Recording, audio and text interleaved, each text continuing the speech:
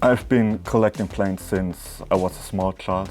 So you got a really, actually quite impressive variety when it comes to private jet, both with the smallest types to the larger single aisle private jets. The first rule, basic as that, is I want to have a replica of the plane I've flown with as in my own collection. Hello and welcome to a new episode of the Bongocast, the community talk. End of August I had a visitor coming by the headquarters. It was Tim, who you also might know as HDI International Airport. And we had a lovely chat about his passion for aviation. He works at an airport, he travels extensively, and he has a really vast collection and a quite cool project with his model collection. All that we talked about in today's episode. I hope you will enjoy it. If you do so, then feel free to leave a like. That would be very much appreciated. And of course, if you are new around here, you're always welcome to hit subscribe.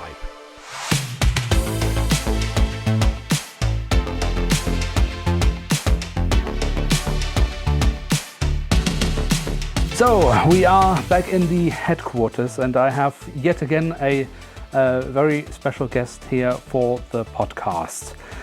With me is Tim. You have multiple personas on the internet. I think in the model world, most people will know you as HDI International Airport. Then you have a travel account, Travel with Tim, and you have a plane spotting account, TD Plane Spotting, I believe. Yeah, but this is quite inactive, so. Okay, but might get active at some point, and you still have some lovely images there. Yeah, I mean, I've been spotting a lot since then, so a lot of photos may come, so. Once you have the time to edit them. Yeah. All right. So, as you see, a lot of personas on the internet, a lot of interesting accounts. I will, of course, as always, leave links to them in the video description down below, so do check them out. But for those watching or listening, or both, who might not know so much about you just yet, maybe you can tell us a little bit about the idea behind HDI International Airport. So, I've been collecting planes since I was a small child. So it was maybe 20 years ago when I received my first model. After that, it was on and off, more or less. And I think it really began again in 2019, 2020, when I started my job at the airport. So then I had more relation to the model world and the airplanes in general again. So here it was really your professional work actually bringing you back into this aviation passion. Yeah, I mean, around the same time I started traveling alone. So all these solo trips, I mean, I began to fly with several different airlines, aircraft. Then it really started to hassle up again. So, yeah. But you have over the years changed your HDI setup quite a few times. Yeah, I mean, in the beginning it was all manual, all done with paperwork, very basic, very simple. Then over the years I started to have new ideas, new layouts. How can I bring more realism? Yeah, more realism, more photo angles into the layouts. And then after some time, right now I'm using the Amsterdam terminals because from Harper. Yeah, I mean, they're not uncommon, but they're very good in my opinion. They're if you put them in different layout than what they're used to in Amsterdam, I think you can do great stuff with it because they are also they're genuinely good buildings. So yeah, for sure. Now we don't see so much of the HDI setup at the moment because you have a lot of work, you're traveling a lot. But before we get into that, I'd like to get a little bit of your reaction because, I mean, you're visiting me here in the headquarters. That has given you the opportunity to take a look at the new ETHER models quite a bit of time before they will arrive at stores. So now, without making a sales pitch here, but I would be quite interested in hearing your first reaction to those models. I mean, I've been seeing some photos on the internet before, and I've been pre-ordering these models because they're at a great price and they look good. So why not take a chance on it? And since they're sold out right now, I think it's a good choice. And when unpacking them at the headquarters, I felt like they're like basically like Herpa models, just with better details. I mean, they have been, like with the last info video you've been taking, like Eva is really doing a great job in like communicating when they're doing things wrong. Like then, I mean, delays aren't good, but I rather take a delay than like having a wrong model. So I've been really looking forward. The details on the engines, on especially below the cockpit, like we finally have details on the gear shaft. So yeah, great. Really, and good print quality. You know, like great fan. Yeah, just to bring in all the viewers and listeners, the issue, of course, that Tim mentions here is with the North Atlantic Airways that I completely missed during my review. It was one of you guys who actually pointed it out in the comments of that video, that the registration code that was on the North Atlantic Airways wing did not match with the registration code on the fuselage and on the box. And once I saw that comment, I immediately wrote to Ida and saying, hey guys, you've missed something here. And yeah, they responded really quickly and actually have since held back the model. Brought it back to the factory to fix that issue before they then deliver the model to retailers. Which, yeah, as I say in my news video, I think is exactly how such things should be dealt with. This is unfortunately what we haven't seen with other die-cast manufacturers. Of course, there is the benefit here that it was caught before the model was actually leaving the factory. Of course, if it had already been shipped to Europe, it might be a different case. But I mean, it's actually not the first time that they have responded to community feedback, because we had, for example, with the EVA Air 7879, which was also a model from the first batch of either, where on the line graphs, so the first graphics we saw of that model that they wanted to make, there was a General Electric logo on the engine. And in the graphs that was shown in blue, because the General Electric logo is blue. But on the aircraft, it is actually in black. And Northern Airport, also an active member in the community, spotted that at that time, wrote to Ida. And again, they responded really quickly. They sent that information straight to the factory, said, guys, you need to change the graphics here. Again, it could be done before the model had been printed, so they could fix it, they could change it, and the model has arrived with the black General Electric marking on the engine. So yeah, and I was really looking forward is maybe the wrong word, but I was very curious to see how Ida would react when a bigger bump in the road comes. When it's crunch time, when it starts getting closer to where it will cost you money, potentially at least, how will they react? And while it is, of course, not the best situation when the model gets delayed, although it won't be that much, to be honest, it will be a few months at the most, I think. But yeah, still taking the decision, no, we're holding back with the model, fixing it and then releasing it, instead of just throwing it into the bag and say, oh, by the way, we have a mistake, but we sell it anyways. For me, shows, again, I have been talking quite positively about them from all the things I've heard from them, from all the talks I've had with them. But it is different when you then actually are in the situation. Do they keep up their promises? Do they keep up their standards? So I think that's really nice. But enough about either model. We have talked about it extensively here on the channel. And I don't want to bore you guys with that and talk too much about it. I have a guest here after all, Tim. And so I want to hear from you. So with your HDI setup, you kind of try to cover all the different aspects of aviation, I guess. You have both a passenger terminal, GATS, and cargo? Yeah, I mean, the GATS is currently under construction.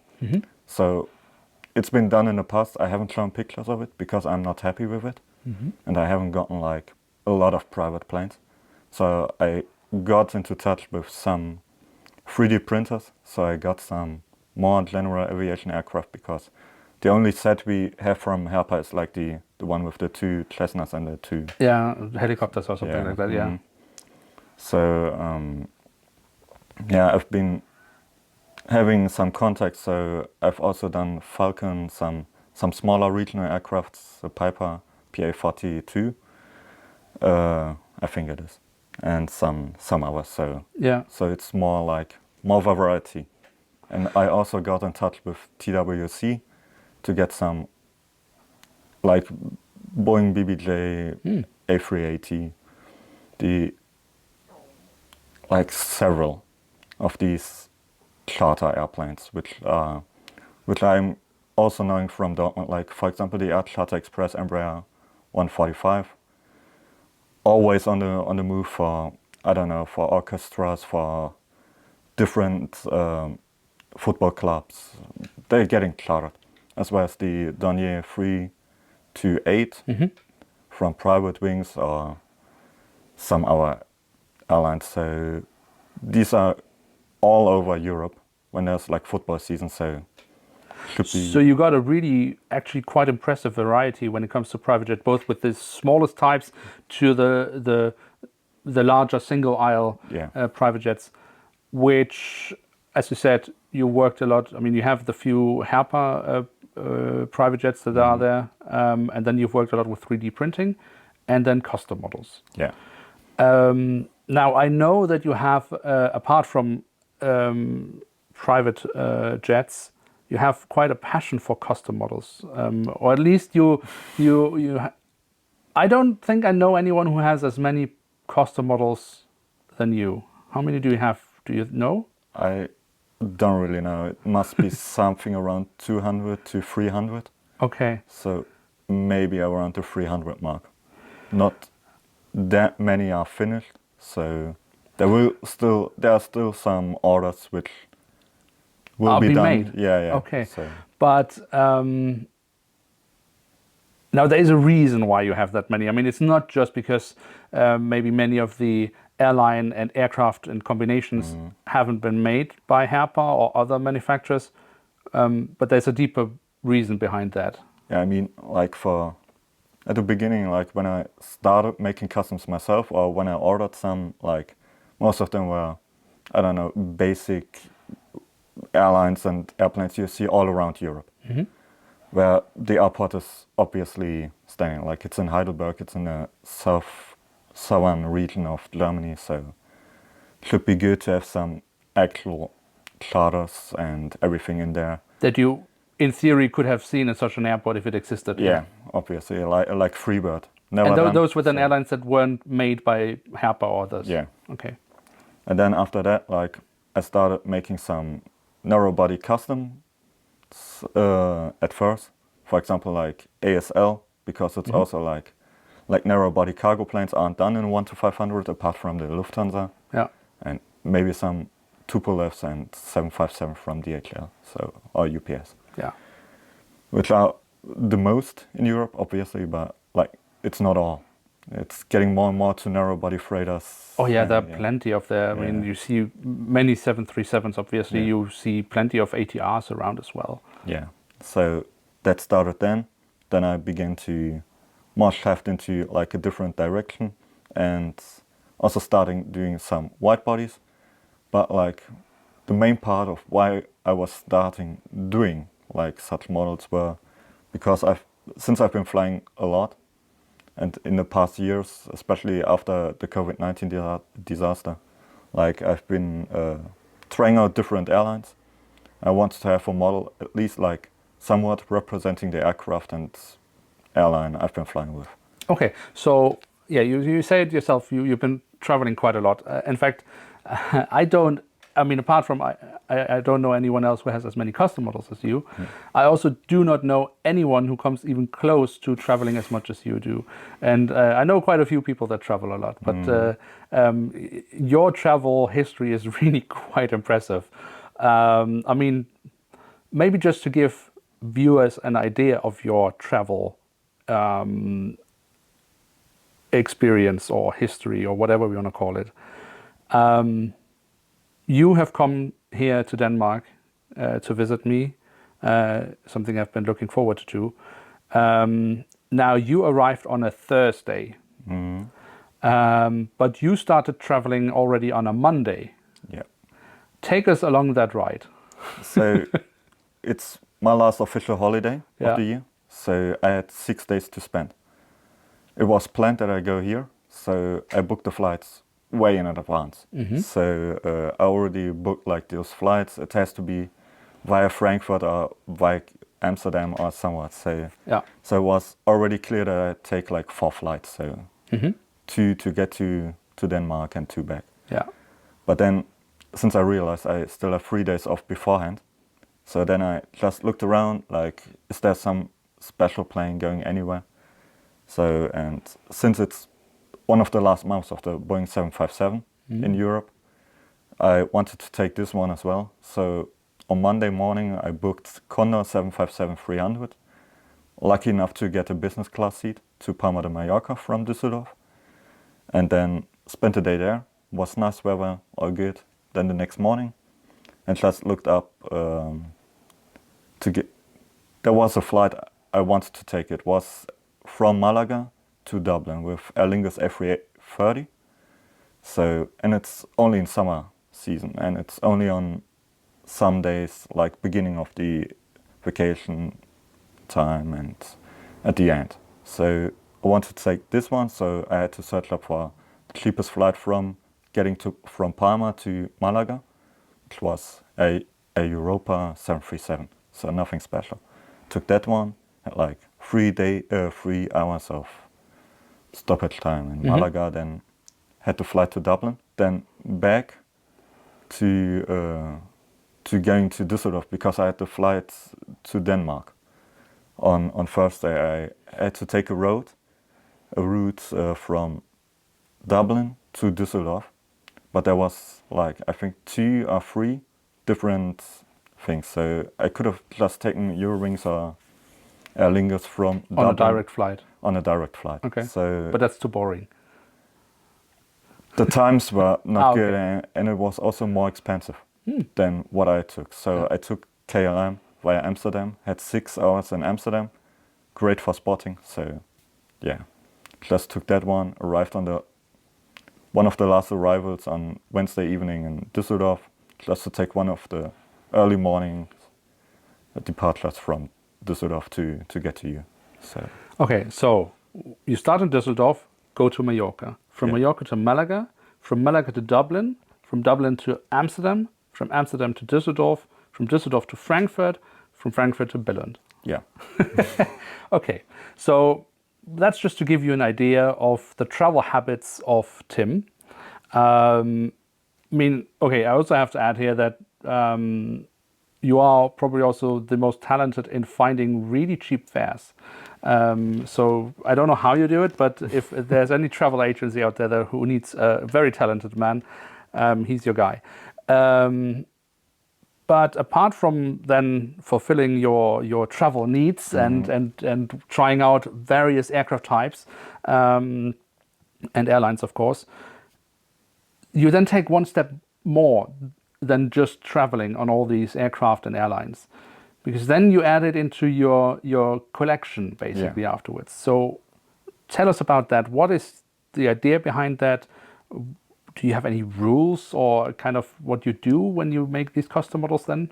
So the first rule, like basic as that, is I want to have like a replica of the plane I've flown with as in my own collection.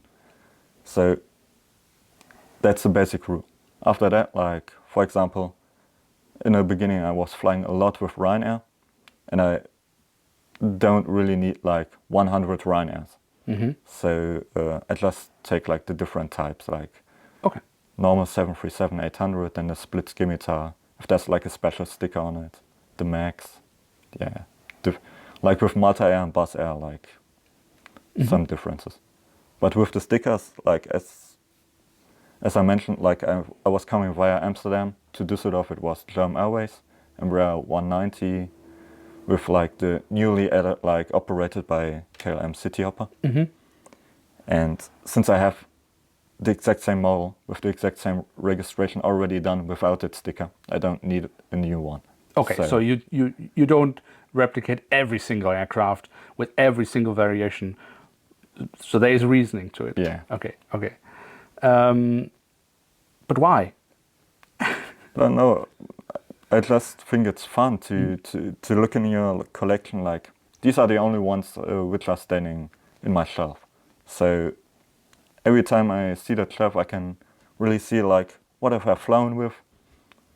Always brings a smile to my heart and everything. So, and since I'm traveling so much, there's still like a few which will get added, and then I have a list of those, and then some basic ones, just as Lufthansa A321 in basic colors, or like the Brafins A319, or I don't know, the Air Dolomiti, which was done by Herpa, but it's getting in a ridiculously pricey range, and I won't pay 100 euros for a Herpa model ever. So most likely this will be a custom model as well. Okay, so it is really also for you to, I mean, yeah, you have so many trips. I mean, I can struggle to remember the few trips that I do.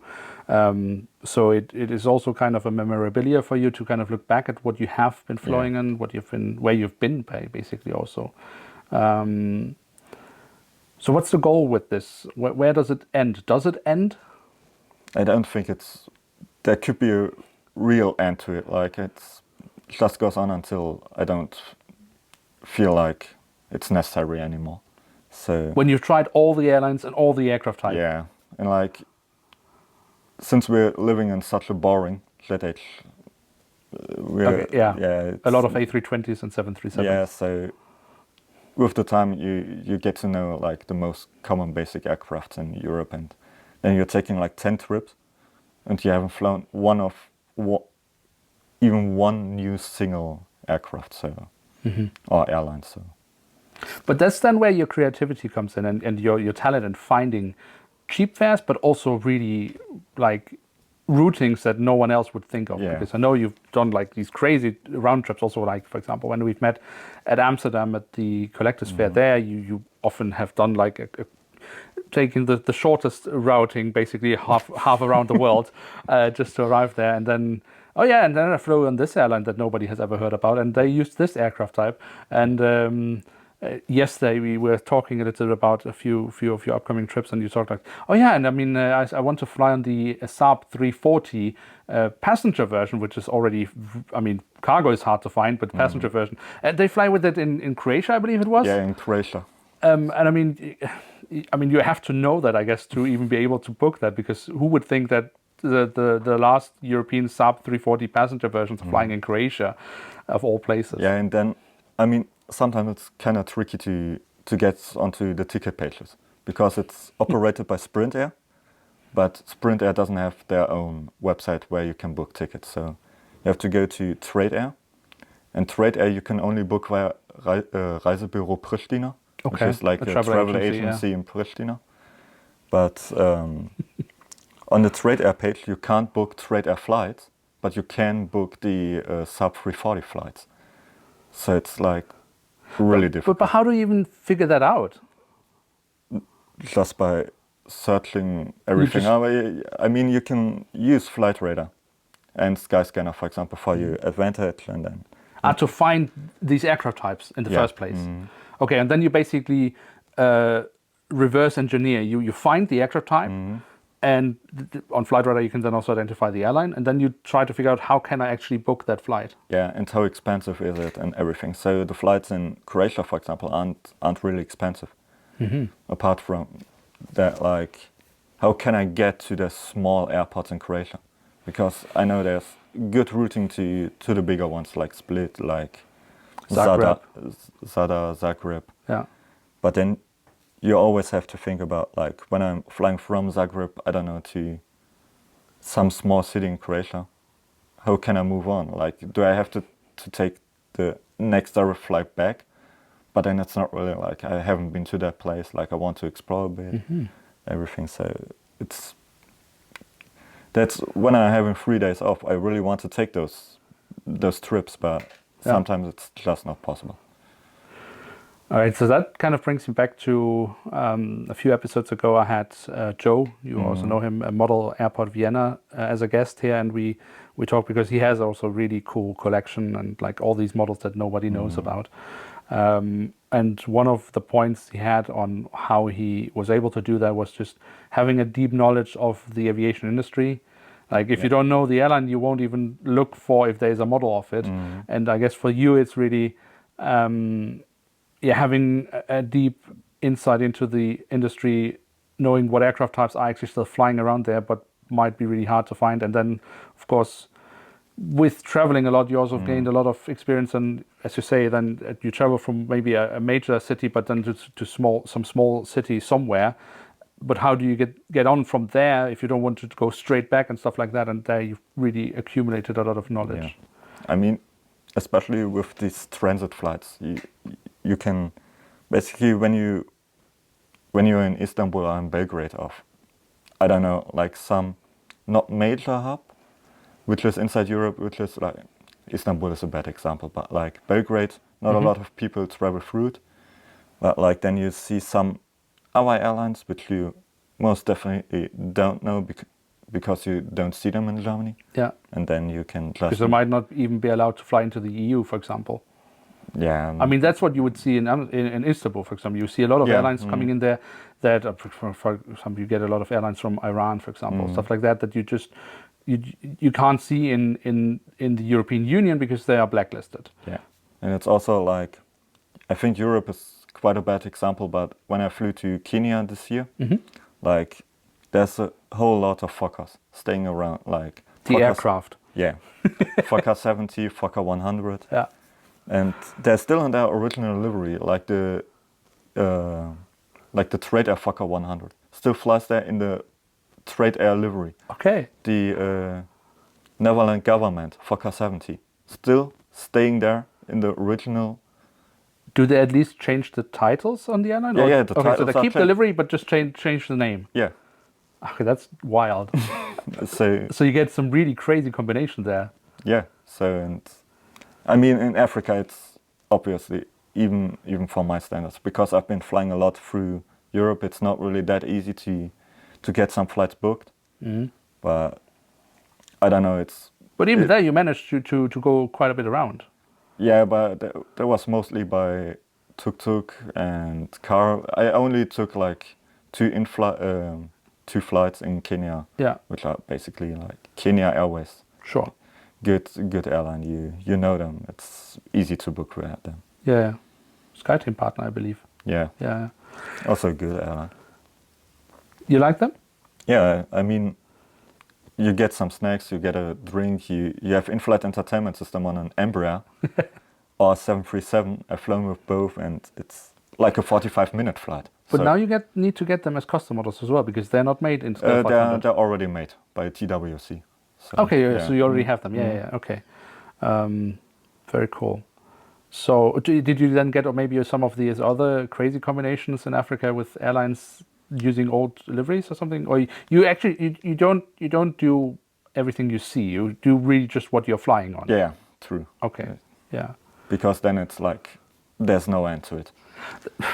I mean, even with the amount of flying that you do, there's no end to it. But I still have to wait a long time, because if I don't do it myself, TWC will do it, and he's not my own custom maker, so obviously. Yeah, he has many others. Yeah. But I mean, one thing is traveling and being good at finding also cheap fares. But the amount of traveling you do, and then the amount of custom models you have to do, because many of these airlines that you end up flying on have just not been made in Scale 500 by manufacturers, it must be getting quite expensive. It's definitely like the budget I spent on traveling, I think the same budget is on the custom models sometimes.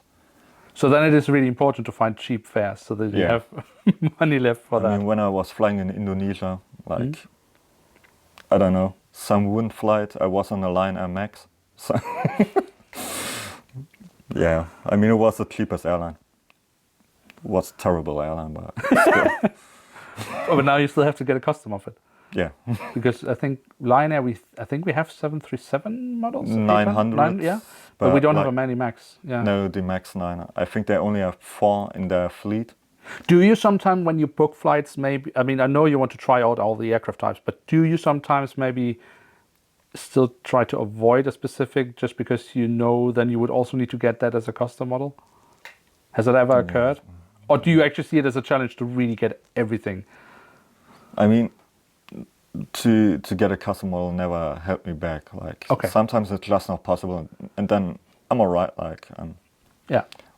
there's nothing to do against it. So, if I can fly, I don't know. For example, I'm quite like planning a trip to Kazakhstan, Uzbekistan, and Kyrgyzstan next year, and there's you can fly with the Jumbolino, but the BAE 146-200, Even which better.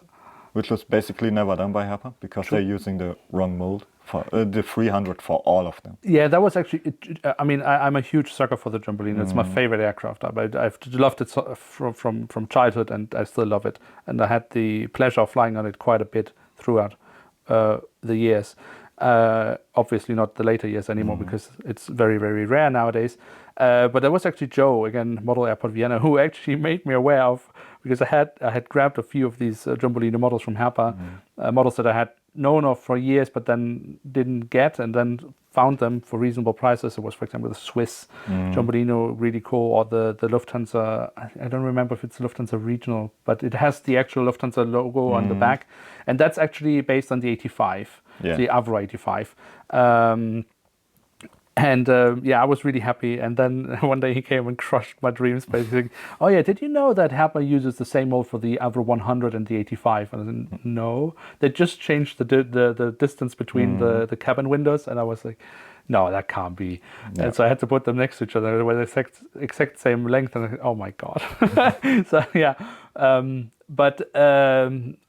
yeah, I think I will hire you one day to find me a few Jumbolino flights out there still, so I can get back on these aircraft one more time. I think like the most common one is the one I will take from, I think, Ost to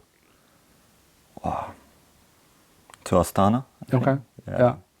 I think there is also an airline using them in Canada somewhere. Yeah, in Canada and in Iran. So. Okay. Yeah. Yeah, but Iran is. It's tough to get to. Yeah. Yeah, would be cool destination, but with the stamp of Iran. Is it the one operated by Quesham Air, I think? Yeah, okay, yeah. That has a really cool livery. Yeah. So that would be a cool custom as well, yeah. All right. If it's doable, obviously. Yeah, because there are no new molds for the Avro or BAE Jumbolinos. So any donor model you would find would be very old, and would mean it was probably next to impossible to actually take it apart, which you, for Quesham at least, I guess, would need to, because they have like this red line that goes along the fuselage under the wing. So in order to place that, you would probably need to take off the wing. Yeah. And with these old models, firstly, Herpa used actual glue, and secondly, it's hardened over so many years, so it is basically like concrete. You just can't take it apart without destroying the model. So I guess for such a model, you will probably need to go 3D printed. Yeah, I also think like when I'm flying with the BAE 146-200, it's, even though it's like a simple livery, I would still go for 3D printing.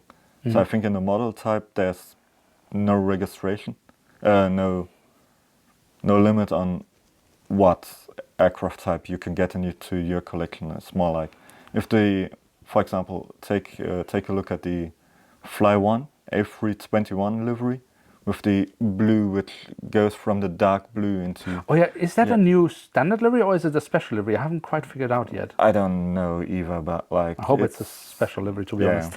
Or also, I mean, the Nordica plane was done on the ATR, but if you're flown with the CRJ 900, then it's basically impossible to get a good replica of it, because it's like really tough. These fadings into the... and these tiny small birds and stuff like they have in the livery. It's a really, really cool livery. I've always loved seeing it when the few times I had the opportunity to do so. But yeah, we really missed having a CRJ 900 with the Nordica livery. I was ashamed that Herpa never got around to do that, or didn't get the opportunity. Who knows? Tim, Thank you very much for taking us into your model world and your passion for plane models and this, I think, really cool project you have basically here in capturing your journey through life in a sense, with these, in many cases, not always, but in many cases, custom models. I think again we come to this, that you can actually achieve quite a few things within this hobby, but the key is really spending time digging into it and gaining knowledge on the industry itself, because that really opens up the doors for you to see what is out there in terms of models, or what has not been done, what can be done, and as you say yourself, just finding these weird combinations of airlines. I mean, who would have known that as a, what was the aircraft type, a trade wings Fokker or something, that flies around in Africa in the livery but with a new name. And I mean, I mean, the aviation industry is always changing. Like, old aircrafts are getting banned from Europe, and they're still flying all around. So you never know what you get when you're flying, for example, to some African country, South America, also, and the like the Near East. So there's still a lot of cool planes flying around. But lots to be discovered. Yeah. All right. And where there's also lots to be discovered is, of course, on Tim's Instagram accounts, HDI International Airport, where you can see a lot of really, really cool plane model content. He doesn't post a lot, but when he does, it is really worth looking at. So do follow him there. And of course, then for much of his traveling, you can follow him on Travel with Tim to also see the surroundings when he's leaving the airports and going around. And then, of course, when he has time again, because he is collecting a lot of really cool plane spotting images from all around the world, since he is traveling all around the world. And one day he will have time again, and then post that on a TD Plane Spotting. Again, the links you can find in the video description below. All right, so once again, thank you very much, Tim, for taking the time to bring us a little bit closer to your passion for the aviation industry and your die-cast model collection. I think really a cool project, having trying to get all these aircraft that he has been flying on in real life and building up kind of a memorabilia, kind of an archive of his travels. Now, if you have a topic that you are really burning for, something you would like to see discussed here on the channel, or perhaps something you want to like to discuss here on the channel in this podcast, then please let me know by simply commenting down below or sending me an email. And who knows, you might be the next guest here on the podcast. For now, I would like to say thank you very much for watching, listening, or both, and hope to see you in another video here on the channel very soon. I'm checking out, and bye.